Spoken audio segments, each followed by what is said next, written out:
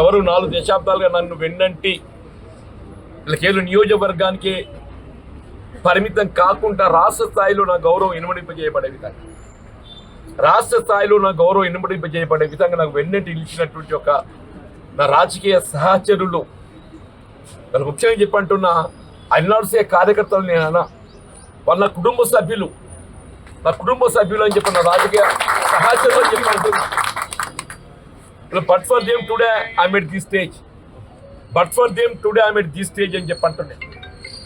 రాజకీయంగా ఒడిదుడుకులు, గెలుపు ఓటములు ఇంకా చూసా. కానీ ఎన్ని ఒడిదుడుకులు ఎదురైనా కానీ, ఎన్ని గెలుపోటములు ఎదుర్కొన్నా కానీ ఇన్నడు కూడా ఏదైతుందో నా వెన్నంటున్నారు, నాకు ఆత్మస్థైర్యం చెప్పిండ్రు, మనోబలం అన్ని విధాలు సమకూర్చిందని చెప్పంటున్నా.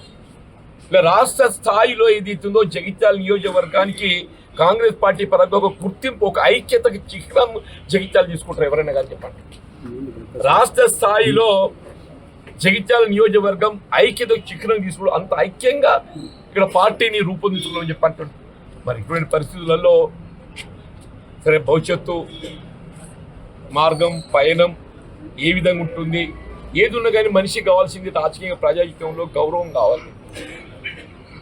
ఆ గౌరవం పొందలేనప్పుడు ఎవరం కూడా ఏది ఇస్తుందో ప్రజా జీవితంలో కొనసాగడం అనేది సాధ్యం కాదు.